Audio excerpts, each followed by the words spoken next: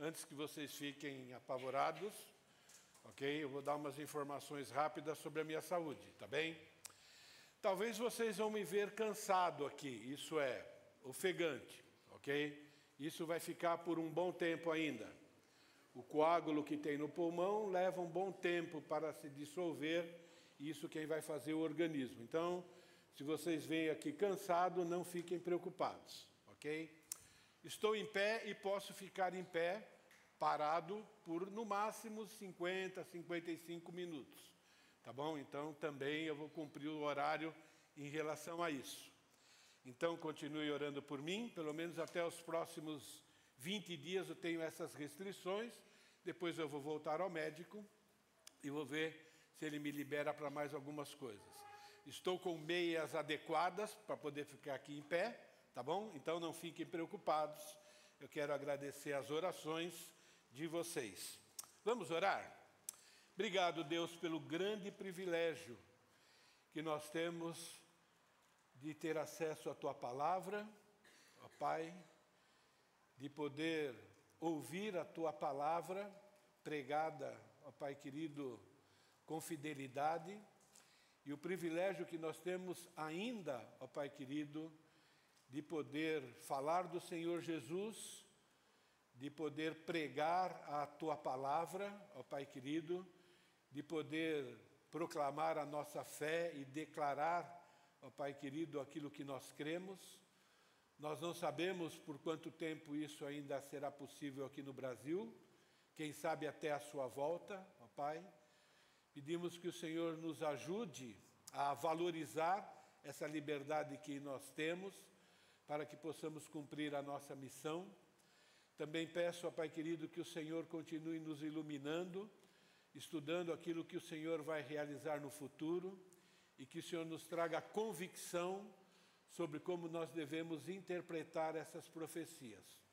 Tudo para que o Teu nome seja honrado, glorificado, ó Pai querido, e produza em nós esperança, anseio pela Tua volta, ó Pai querido, e que isso também contribua para que possamos, enquanto estivermos aqui, vivermos para o Teu inteiro agrado em primeiro lugar, e também pensando, ó Pai querido, nas promessas que o Senhor nos fez em relação a juntar tesouros nos céus. Pedimos tudo isso em nome de Jesus. Amém. Ok, vamos continuar falando sobre o reino medianeiro, não é? E preparando já para falar sobre o reino eterno. Eu pretendo terminar essa parte hoje, e se Deus permitir, no próximo domingo eu quero começar a falar como será esse reino milenar. Talvez eu consiga, talvez não, vamos ver, ok? Mas o que nós temos visto é que a palavra de Deus nos apresenta, deixa eu ver se está ligado aqui, ok, falha minha.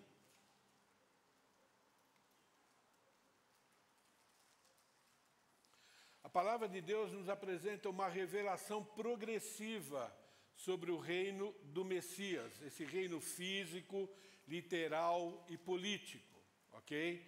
Então Deus vai se revelando aos poucos. Esse assunto é extremamente importante, por isso que ele está nas Escrituras.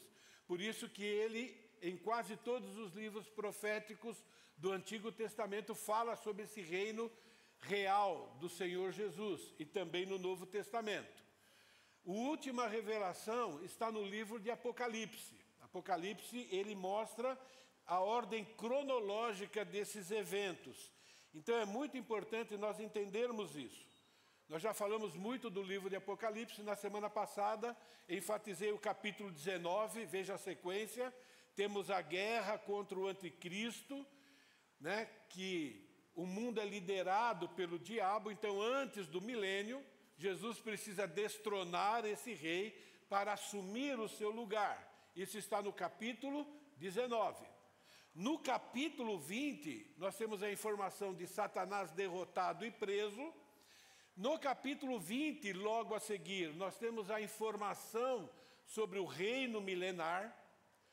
No fim do reino milenar, veja a sequência lógica, nós temos a última guerra de Satanás e as nações reunidas por ele contra Jesus.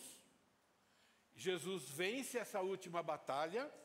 Ainda no capítulo 20, depois disso, nós temos o julgamento e a condenação de todos os descrentes, aquilo que é chamado do trono branco, o julgamento dos descrentes, e só depois disso é que nós temos o reino eterno. Então é muito importante que a gente observe isso, não é? A distinção entre o reino milenar, falado em Apocalipse, e depois desses dois eventos é que vem o reino eterno. Por isso que eu creio que a interpretação, e não somente por isso, mas por todo o Antigo Testamento, deve ser uma interpretação literal. Então, rapidinho, na semana passada nós vimos que haverá o reino milenar, mas para que isso aconteça, haverá uma guerra, na qual Jesus vai voltar, né, no cavalo branco, junto com o seu exército, ok? E ele vai derrotar o anticristo, que conseguiu reunir as nações para ir contra Israel, ok? Quem viu aquele filme que o Maurício mandou, dá para a gente entender um pouco mais essa situação. A gente viu também na semana passada que a Bíblia afirma que antes do reino milenar, Satanás vai ser preso por 1000 anos. Não está dizendo que vai ser preso eternamente. Nós temos que interpretar a Bíblia literalmente, palavra por palavra.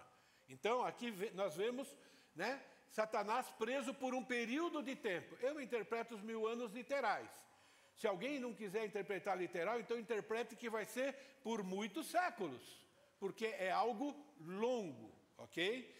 E a Bíblia afirma que depois disso, ele ainda vai ser solto, mas eu quero falar isso um pouquinho para frente. Essa profecia de Satanás preso não foi cumprida.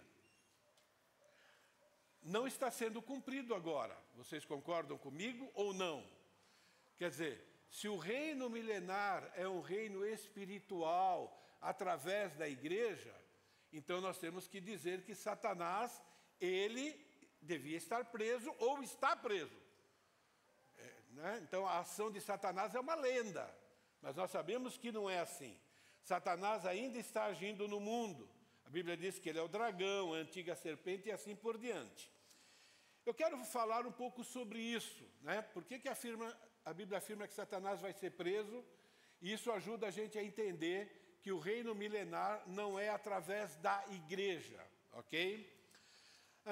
Há várias instruções sobre a questão de dispensação da igreja, ok? Muitas pessoas não gostam desse termo dispensação. Aí eles perguntam, Pierre, você é dispensacionalista?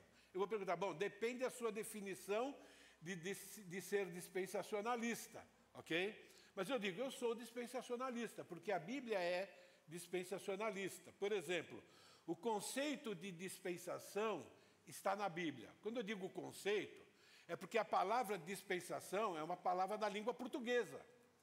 Mas ela é uma tradução de um termo grego. Por exemplo, a Bíblia revista e atualizada, revista e corrigida, a tradução brasileira, a NVI antiga, porque agora tem uma NVI nova, e aí essa NVI nova tem algumas complicações.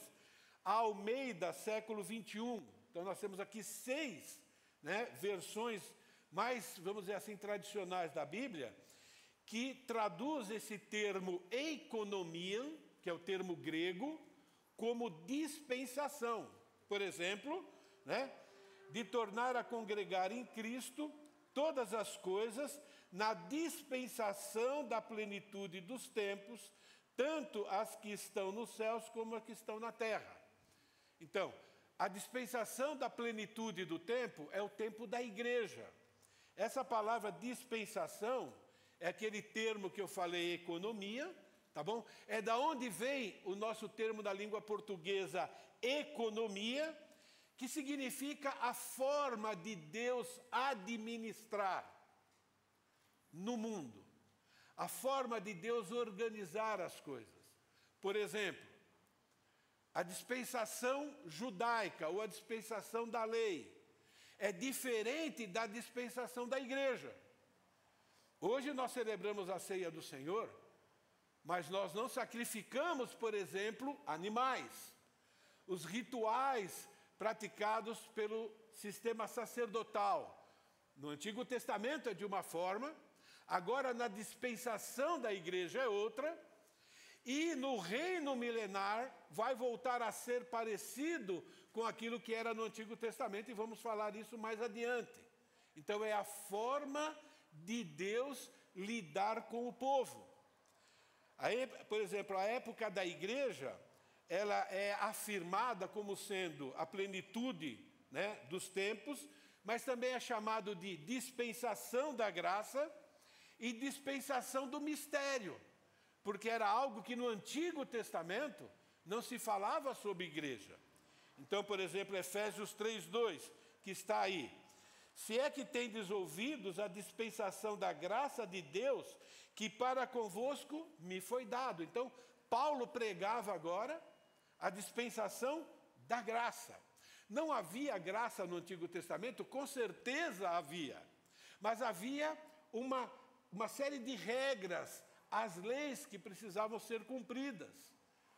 Mas no Novo Testamento, nós não temos todas aquelas regras de sacrifício de animais e assim por diante, e é uma época em que a graça de Deus, vamos dizer assim, é manifestada de maneira mais vista por nós. Uma das provas é como Deus é paciente, por exemplo, em tratar os nossos pecados hoje, não é? Efésios 3:9, a demonstrar a todos qual seja a dispensação do mistério. Desde os séculos esteve oculto em Deus, que tudo criou. Quer dizer, o plano de Deus para a igreja sempre existiu, mas só foi revelado no Novo Testamento. Então, quando vocês ouvirem essa questão de dispensação, esse termo é bíblico, gente, tá bom? A gente só precisa saber interpretar ele adequadamente, ok? O reino de Cristo é uma outra dispensação. Por isso que a igreja vai ser arrebatada antes desse acontecimento. E por isso que nós vamos voltar depois com Cristo para reinar com Ele durante o milênio, mas já diferentes do que nós somos hoje, com o corpo glorificado.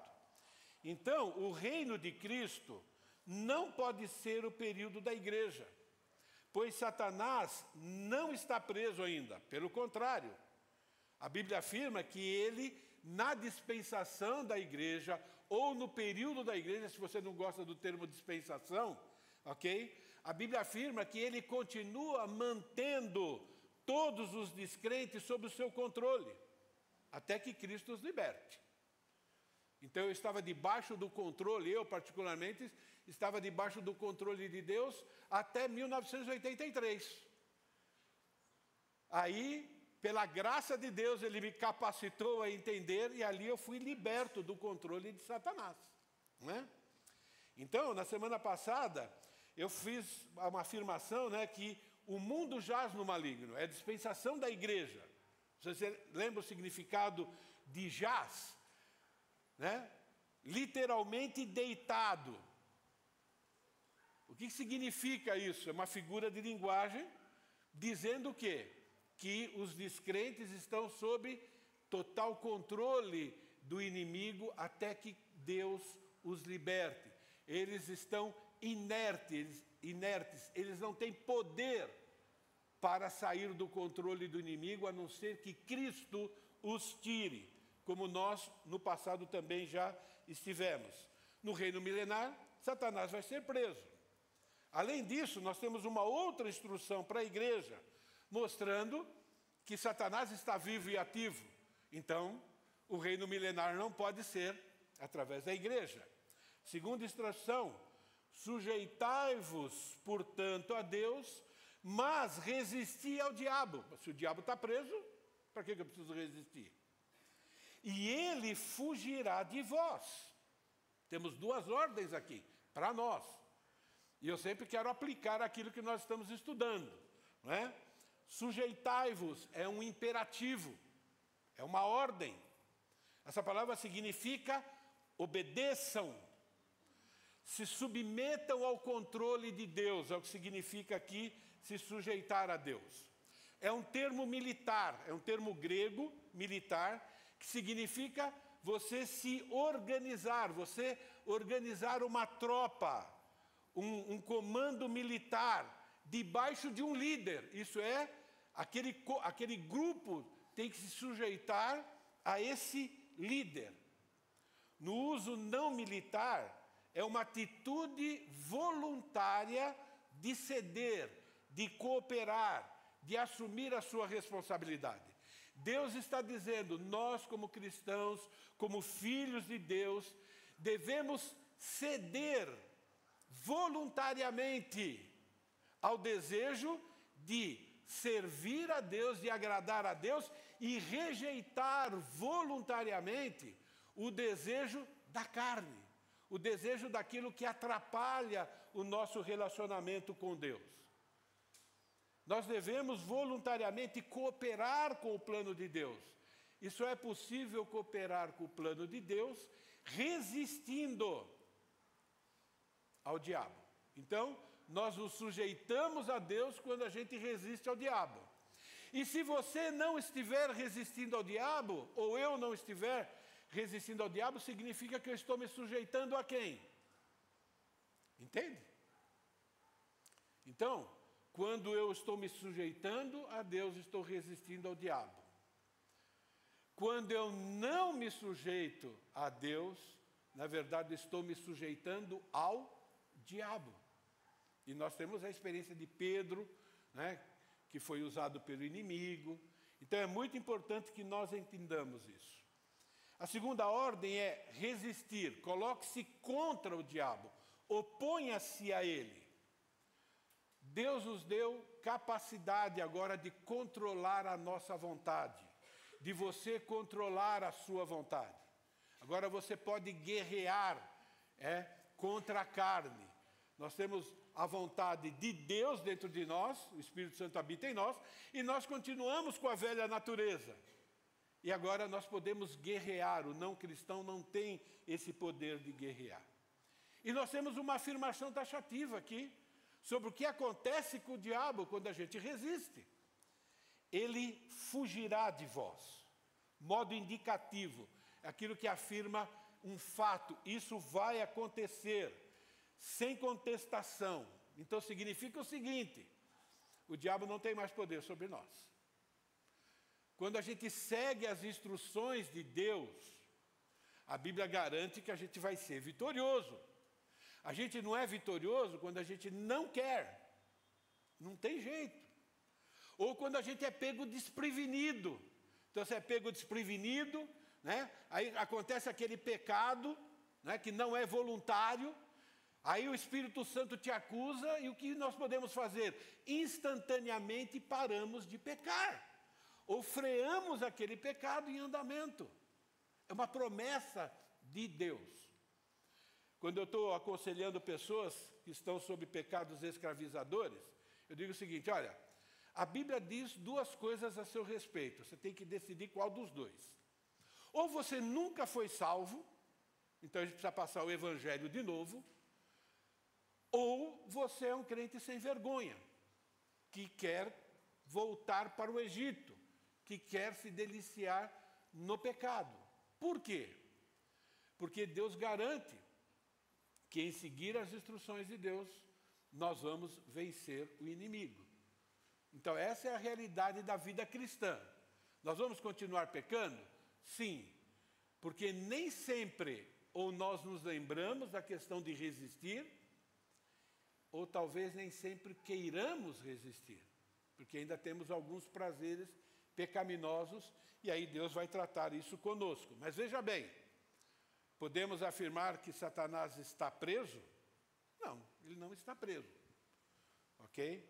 Então, o reino milenar de Cristo, ou o reino de Deus aqui na Terra, no planeta Terra, ou ele é uma ilusão, algo figurado não sei do quê, ou vai ser uma realidade, não tem por onde escapar. Isso é muito importante, ok? Para o período do reino messiânico, ok? Pós-igreja, nós temos três afirmações em relação a Satanás. diferente da igreja. Então, qual é a primeira afirmação? Nós já sabemos. Satanás estará encarcerado. Satanás estará inoperante. Ele segurou o dragão, a antiga serpente que é o diabo Satanás, e o prendeu e tem um tempo limite. Vamos interpretar literalmente isso? Eu não vejo outra forma de interpretar isso, que faça sentido. Por 1000 anos, lançou-o no abismo, fechou, pôs o selo. Veja como está explicando isso, né?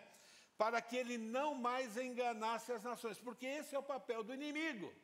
O papel do inimigo é enganar. O que ele falou para Eva? O dia que você comer, você vai ser igual a Deus. O que Deus falou? O dia que você comer, você vai morrer. Ele enganou Eva, ok? É o papel dele. Ele quer enganar você, quer enganar a mim, ele quer enganar os seres humanos, ok? Mas aqui ele vai ser proibido de fazer isso. Ele vai estar preso. E veja, irmãos, novamente a literalidade pela qual Deus inspirou João a escrever. Até se completarem 1000 anos. Por que essa repetição? Me explica. Entende? Por que é que eu preciso, ou por que é que eu devo interpretar isso de maneira figurada? Por quê? Qual é o problema? Deus é incapaz de prender Satanás por 1000 anos e depois soltar.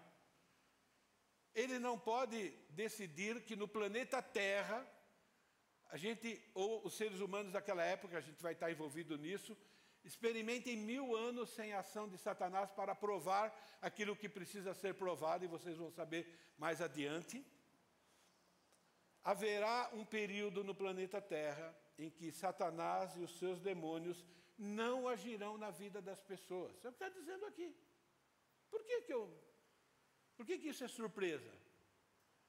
Por que isso não pode acontecer? São perguntas que eu acho que a gente deve fazer. Por que está escrito desse jeito?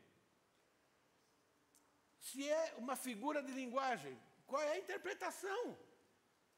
E por que Deus mandaria uma figura de linguagem com tantos detalhes, né? Por 1000 anos, até que se completem 1000 anos? É um período em que Satanás não será mais o Deus desse século.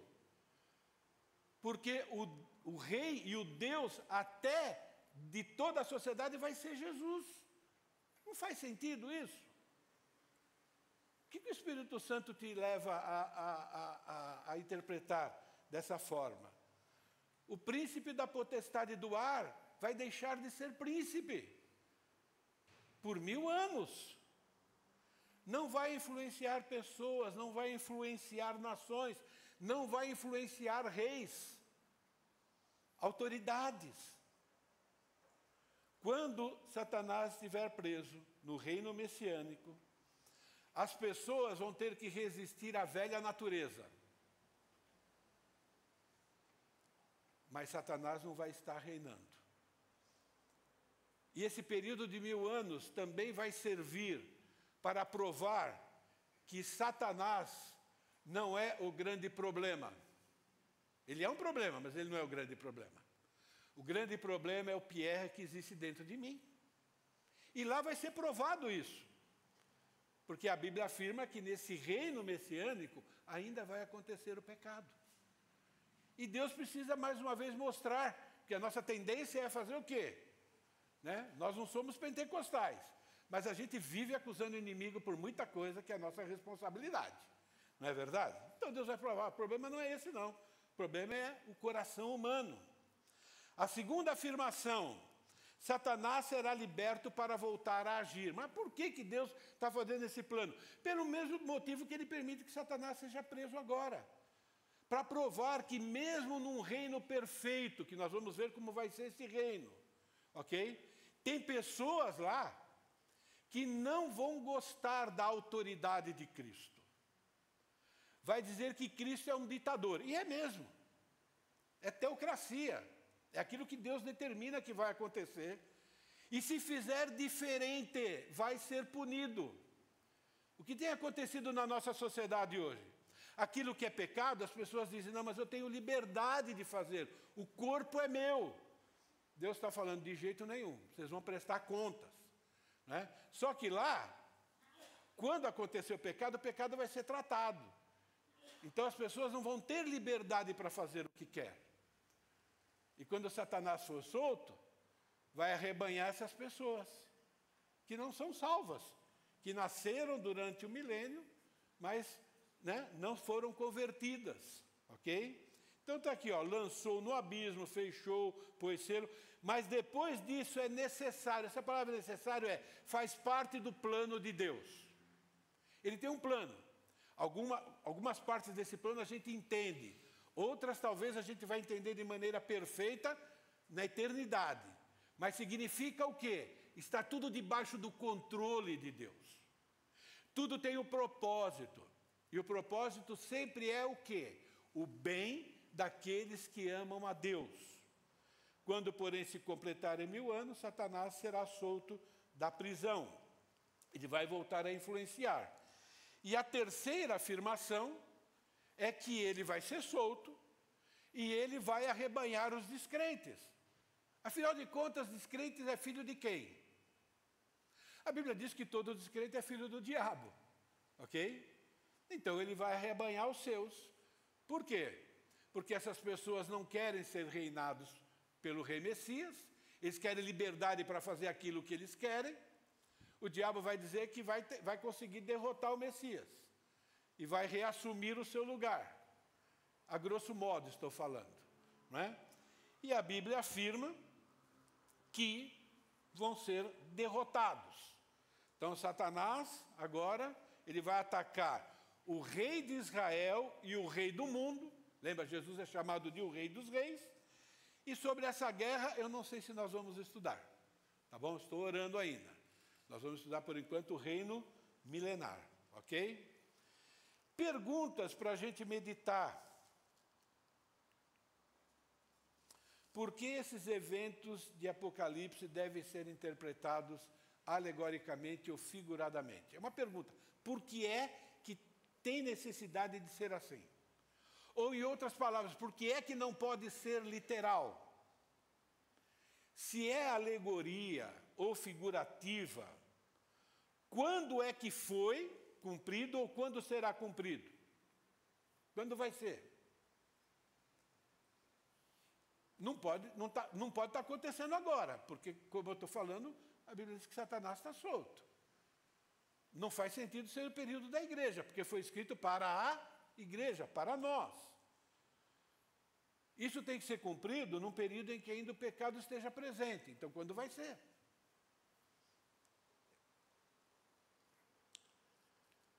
Se o reino milenar de Cristo não é na dispensação ou época da igreja, quando acontecerá? Por que precisamos interpretar essas profecias de forma alegórica? Deus não tem poder para cumpri-las? São absurdas? Não fazem sentido? Às vezes você pode cair no erro de dizer, Pierre, mas estudar o livro de Apocalipse não tem muita aplicação para nós. A nossa mente ainda é uma mente muito mais humanista, não é? Na qual o homem é o centro. E todo mundo acha que toda mensagem, tá bom, tem a ver diretamente com o homem, com o ser humano. Sempre tem a ver com o ser humano. Mas eu vejo Apocalipse como um livro que revela quem é Deus. Revela quem é Jesus. Revela o poder de Jesus. Para que a gente aprenda a apreciar o nosso Deus. Para que a gente entenda o quanto Ele é poderoso. Para que nós entendamos que Jesus Cristo, Ele é o Cordeiro, mas Ele é o leão. Ele é também o Rei dos Reis. Ele é o Todo-Poderoso, aquele que controla todas as coisas. Por isso que a gente pode confiar nas promessas que estão diretamente ligadas a nós enquanto nós estivermos aqui nesse mundo. Nós não estamos à mercê dos descrentes, nós não estamos à mercê de um mundo fora do controle. Nós não estamos à mercê dos líderes mundiais, nós não estamos à mercê nem dos nossos líderes municipais. Nós não somos largados nesse mundo. Nós temos um Deus que controla todas as coisas, que diz que quando nós estivermos passando por provação, nós temos que correr para as promessas dEle. Um líder que pode perdoar, que pode nos fortalecer contra as tentações. Existem promessas que são para nós aqui e agora. E apresenta um Deus que vai controlar tudo, está controlando, e que no futuro Ele já determinou o que vai acontecer. Isso fortalece a nossa fé para o tempo presente. Até para pagar o preço que precisamos pagar para cumprirmos a nossa missão de conduzir pessoas a uma vida transformada por Jesus. Os cristãos que ouviram isso estavam debaixo de forte perseguição.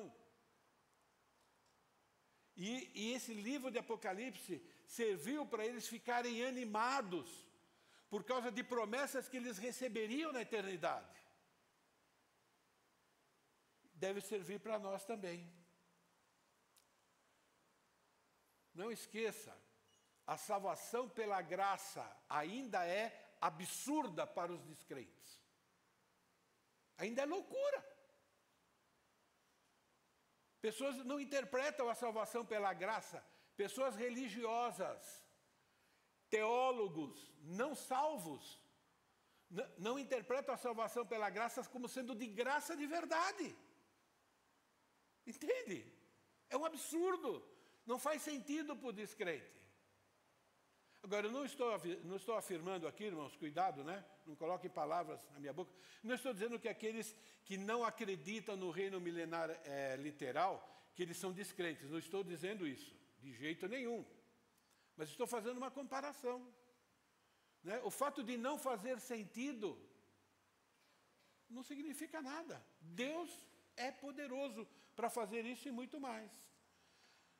Irmãos, só um reino messiânico, político, terreno, cumpre isso que está escrito em Apocalipse e no Antigo Testamento. Só dessa forma. Não existe outra. Não é? A cronologia de Apocalipse, como nós vimos, fala de um reino milenar e fala de um reino eterno. E entre esses dois eventos há um grande julgamento, mostrando a distinção entre um e outro. Então veja bem de novo, porque isso aqui, há uma promessa para nós aqui. Bem-aventurado e santo aquele que tem parte na primeira ressurreição. Sobre esses a segunda morte não tem autoridade, pelo contrário, serão sacerdotes de Deus e de Cristo e reinarão com Ele os 1000 anos. E não está dizendo que vamos reinar com eles por toda a eternidade. Por que 1000 anos e não eternamente? Porque é diferente. Entende? Diferente do reino eterno que está em Apocalipse capítulo 21. Vi novos céus e nova terra. Agora deixa eu falar uma coisa. O milênio também vai ser um novo céu e uma nova terra. Diferente do novo céu e nova terra da eternidade. Vou falar isso mais para frente, tá bom? Ok? Mas fiquem com isso na mente, tá certo? Pois o primeiro céu e a primeira terra passaram e o mar já não existe. Lhes enxugará dos olhos toda lágrima, a morte não mais existirá. Vamos ver que no reino milenar a morte ainda existe. Mas do capítulo 21 é outro reino, não existe morte. Não haverá luto, não haverá pranto, não haverá dor. Não vai ter sofrimento nenhum no reino eterno. Mas no reino milenar ainda tem. E a gente vai ver que tipo que é. Ok? Então, o reino eterno, não existe efeito, não existe o pecado, não existem os efeitos do pecado no reino eterno. No reino milenar, o pecado ainda vai existir. E alguns efeitos do pecado também vão existir. Então, se já sentiu vontade de entender como é que vai ser o reino eterno, o reino milenar, a Bíblia explica, e eu vou passar para vocês, tá bom? de novo, mostrando, porque é a última mensagem em relação a isso, que não faz sentido acreditar que estamos vivendo o reino de Deus, literal e físico agora. Não estamos. A igreja está experimentando um pouco do que é o reino de Deus. Ok? Por exemplo, desde que o cristianismo teve seu início, em que época não houve perseguição, morte de cristãos em alguma nação do mundo? Pega esses países, está aqui, ó, que está em vermelho, que dá para distinguir laranja, tá bom? São países em que a perseguição é ferrenha. Vai falar para eles que eles estão no reino de Deus. Convence eles. Pô, se esse aqui é o reino de Deus, eu não quero. O que Jesus falou para os seus discípulos nesse mundo? O quê? Tereis aflições. Entende? Não faz sentido. Quando você ouve como vai ser o reino de Deus, é completamente oposto a isso. Não é? Se é uma alegoria, então a minha pergunta é, o que significa que a gente vai ser sacerdote de Deus? Eu sei que nós somos nação sacerdotal agora, mas o que significa reinar com Ele por 1000 anos? Entende? Como é que isso está acontecendo? No Brasil não está acontecendo, e aqui a perseguição é piada, com todo respeito ainda. Né? Mas vai... Gente... Quando Jesus esteve aqui na terra, anunciando que ele era o Messias, ele fez essa afirmação a grupos religiosos judeus, que conheciam a Bíblia de cor e salteado. Eles conheciam a Bíblia, sabiam citar, bom, o diabo cita a Bíblia também, né? Na tentação de Jesus. Vocês erram, não conhecendo as Escrituras e nem o poder de Deus. Desculpe, eu creio que o amilenismo é isso. Eu particularmente. Agora, vou fazer algumas afirmações aqui que eu vou me incluir. Tá bom? Mas veja bem, errais não conhecendo... Ó, aquele grupo que conhecia a Bíblia. De ponta a ponta. Dizia para as pessoas como elas deviam viver e como elas não deviam viver. Errais por duas coisas. Vocês não conhecem a Bíblia, tem a ver com interpretação, e nem o poder de Deus. O poder de Deus estava sendo manifestado na cara deles. Jesus fazendo aqueles milagres que a gente ouviu na primeira mensagem de hoje. Eles não reconheceram o Messias. E Apocalipse, capítulo 5 em diante, para ser mais claro, revela o poder de Jesus. Entende? Revela o poder de Jesus. E nós temos que decidir como é que é o certo de interpretar isso para não cometer o mesmo erro. Essa palavra errais, lá no dicionário grego, palavra planal, significa fazer algo ou alguém se desviar. Não é a minha interpretação, é o significado da palavra na língua grega. Se desviar do caminho reto, perder-se, vaguear, perambular. O dicionário grego diz que metaforicamente, ou alegoricamente, ou figurativamente, essa palavra significa desencaminhar da verdade, conduzir ao erro, enganar, ser induzido ao erro, ser desviado do caminho de virtude, perder-se, pecar, desviar-se, afastar-se da verdade. Ele continua dizendo o dicionário, atitude dos heréticos, não sou eu que estou falando, tá bom? É o significado da palavra, ser conduzido ao erro e ao pecado. Resumindo, gente, Jesus afirma que interpretar as Escrituras erroneamente é um pecado. A Bíblia diz que eu, Maurício e Rômulo e outros pastores, nós vamos receber dobrado juízo por cada coisa que a gente ensina. Eu carrego esse peso, positivamente falando. E quando a gente manifesta alguma coisa para uma outra pessoa, a Bíblia diz, ó, toma cuidado com o que você está manifestando, porque você está influenciando e está ensinando. É obrigação de cada um de nós aqui decidir como vai interpretar as Escrituras. A gente ensina. Nós tivemos um período de escola bíblica dominical aqui, em que nós estudamos hermenêutica, as leis para interpretar as Escrituras. Porque quando chegar lá no céu, você não vai poder falar, mas o Maurício falou isso. Você tinha a Bíblia, meu filho.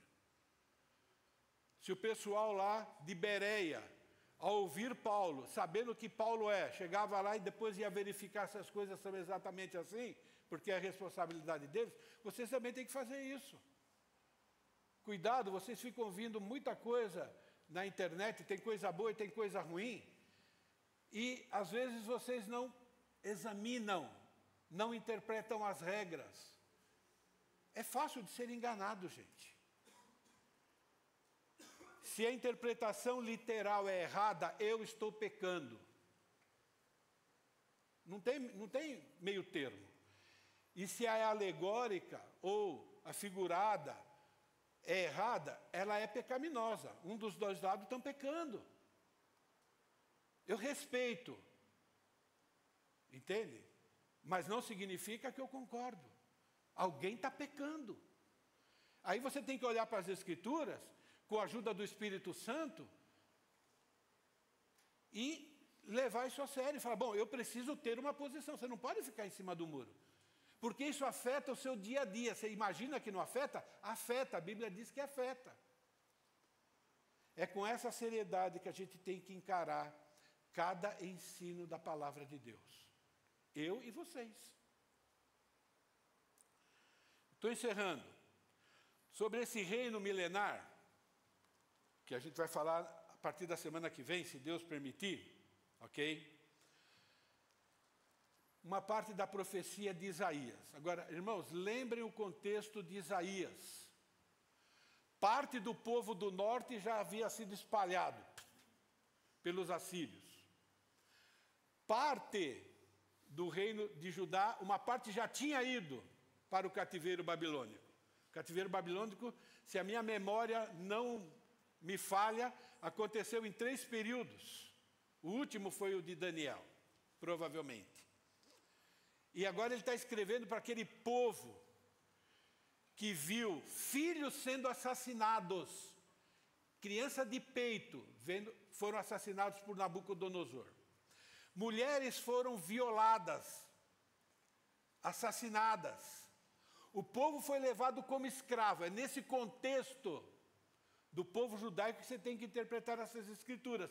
Porque o milênio, ele é principalmente uma promessa para o judeu e também para os povos que se renderam a Jesus.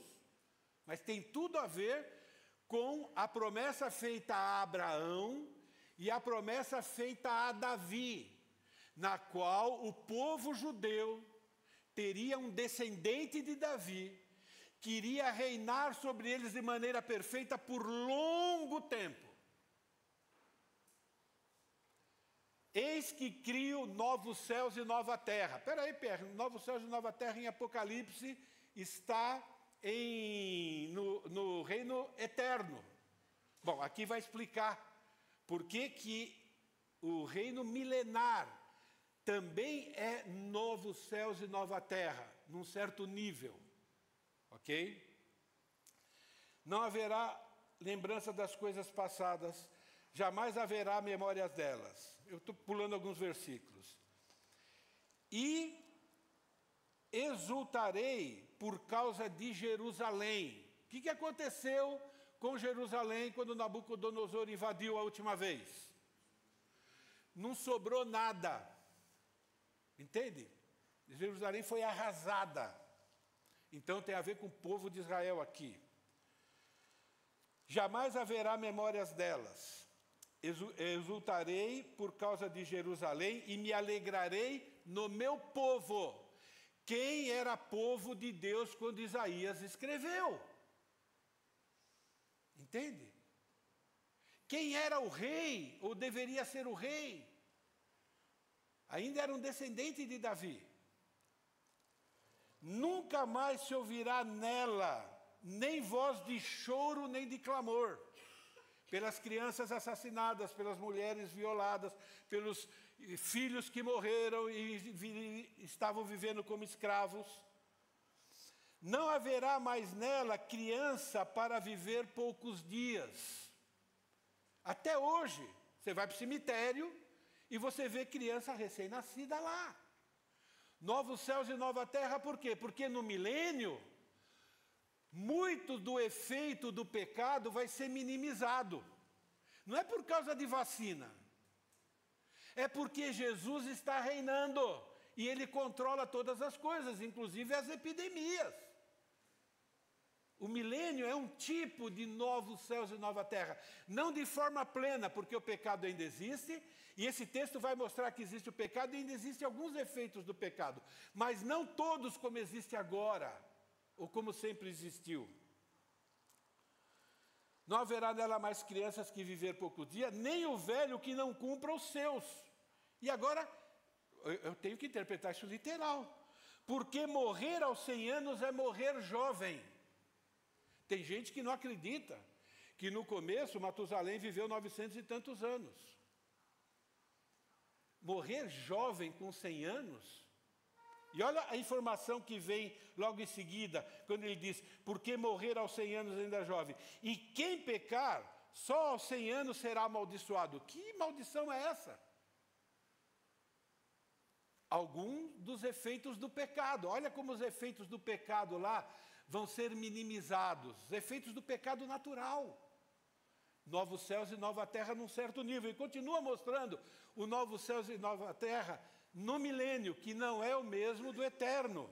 O lobo e o cordeiro pastarão juntos. É diferente. Era muito parecido com o Éden. Vamos interpretar isso literalmente? Não, aqui está falando que a ausência de guerra. Para a ausência de guerra, Jesus daria uma outra ilustração, gente, outra figura de linguagem. Não é? E ele enfatiza, e o leão comerá palha com boi. Está enfatizando. E veja bem como a literalidade está aqui. O pó será ainda a comida da serpente. Isso aqui não vai mudar. Vai mudar uma parte, mas outra não vai. Porque representa a punição de Satanás. Não é? Não se fará mal nem dolo algum em todo o meu santo monte, diz o Senhor. Se Deus permitir, a partir do próximo domingo, a gente vai começar a falar como vai ser esse reino eterno. Pierre, mas por que eu preciso saber disso agora? Porque está na Bíblia. Porque revela quem é Deus. Quem é o Deus que você serve hoje. Quem é o Deus que você ora todos os dias. Que você pede por isso e por aquilo. E que muita coisa Ele dá e outras coisas Ele não dá. E tanto em dando como não dando, é a bondade dEle para conosco. Ele precisa tirar um pouco o foco em nós, tá bom? E voltar a ver a grandeza, o poder, a justiça, a misericórdia do nosso Deus. A perfeição dEle. Porque nós precisamos disso para vivermos no nosso dia a dia. Se Deus permitir, nós vamos fazer isso. Amados, estudar escatologia nos ajuda a sermos imitadores de Cristo. Cristo, motivado pela alegria de voltar ao céu, ele diz. Ele suportou provações, tentações, sofrimentos para cumprir fielmente a missão que era dele. Morrer na cruz para pagar o preço do nosso pecado. E agora, isso é trazido para aplicação para nós. Portanto, também nós, visto que temos rodeados um tão grande nuvem de testemunha, desembaracemo-nos de todo o peso, de tudo aquilo que atrapalha a nossa carreira cristã, e também do pecado que tenazmente nos assedia. Corramos com perseverança a carreira que nos está proposta, carreira de santidade e de reinar com Ele. E continua dizendo, olhando firmemente para o autor e consumador da nossa fé, Jesus, o qual, em troca da alegria que lhe estava proposta, suportou a cruz, não fazendo caso da vergonha, e agora está sentado à destra de Deus. Lá na cruz, Jesus estava olhando a promessa que estava aguardando ele. Isso o ajudou a lidar com aquilo que tinha que lidar. E para nós é a mesma coisa. Você e eu, nós caímos em tentação porque a gente perde de vista a eternidade. A gente cede às tentações, brinca com o pecado, se delicia com aquilo que é nojento. Porque a gente está olhando aqui agora e não olha para a eternidade. Esse é o grande problema nosso. Essas promessas aqui para nós não nos atraem. E alguns nem acreditam, porque não acreditam no milênio literal. Para cumprir a nossa missão de conduzir pessoas a uma vida transformada por Jesus, nós temos que imitar Jesus. Isso é, focar nas promessas eternas. Ao vencedor, que guardar até o fim as minhas obras. O que são as obras de Jesus?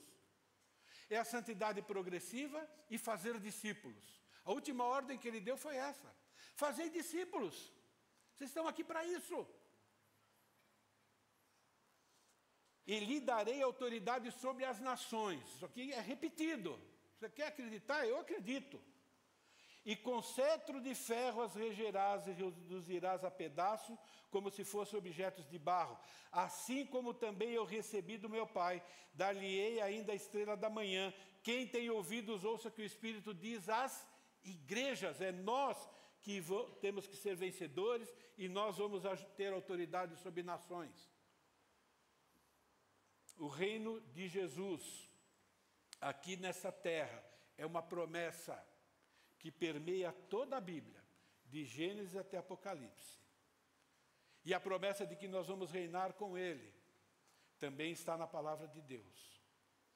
Nossa posição nesse reino está sendo determinado no nosso dia a dia. É isso. No nosso dia a dia. Cada vez que você lutou contra a velha natureza, você venceu. Cada vez que você sacrificou o seu bem-estar, às vezes sacrificou o seu relacionamento com a sua família, para aprender mais de Deus, para obedecer a Deus. Hoje nós trocamos as nossas responsabilidades para com Deus e para com a palavra de Deus de maneira muito fácil. Qualquer probleminha, ou qualquer coisa essa que acontece no dia, a gente já é tentado a deixar de fazer o devocional diário. Qualquer convite, você já deixa de vir na igreja, ilustrando, né? Ok? Ou deixa de participar do grupo Céu. E tem um monte de razão humana para isso, mas honrar nosso Deus, colocá-lo em primeiro lugar, parece que, né, ainda precisamos lutar muito para isso. Eu não sei como é que está a sua vida, eu sei o que acontece aqui de domingo. Eu sei dos pedidos de oração. Eu acompanho os meus discípulos e pessoas do meu grupo Céu. Eu não sei como é que vocês estão. Mas, irmãos, a nossa posição nesse reino é determinado no nosso dia a dia. Agora, qual é a maior motivação que deve reger o nosso comportamento? Nem é a nossa posição no reino. Isso é um bônus que Deus dá. Nossa maior motivação é ser grato pelo que Cristo fez na cruz. Nós ainda merecemos o inferno. E só o fato dele ter nos libertado disso, mesmo que não tivesse promessa nenhuma, e só a eternidade, ou toda a eternidade, já deveria ser de incentivo para a gente praticar a santificação e testemunhar para aqueles que ainda não conhecem que Jesus é o Cordeiro de Deus, que tira o pecado do mundo, mas vai voltar para reinar e vai punir aqueles que o estão rejeitando. Obrigado, Deus, pela tua palavra. Eu tenho muito que mudar, o seu povo certamente também tem, que o que nós temos ouvido, tanto na mensagem quanto agora nesse tempo, possa nos motivar, ó Pai querido, a sermos fiéis ao Senhor, a mudar aquilo que precisa mudar, replanejar o nosso estilo de vida. Obrigado porque nós temos ao nosso dispor a Tua graça e o Teu perdão. O Senhor não se cansa de novos começos, desde que sejam sinceros, mediante arrependimento genuíno. Aqueles que estão firmes, ó Pai querido, como diz a Tua palavra, continue o justo praticando a justiça. O Senhor voltará e contigo trará os galardões. Nós te agradecemos pelo Teu sacrifício em nosso lugar. Em nome dEle mesmo, do nosso Deus e do Seu Filho e do Espírito Santo que habita em nós, é que nós oramos e agradecemos. Amém.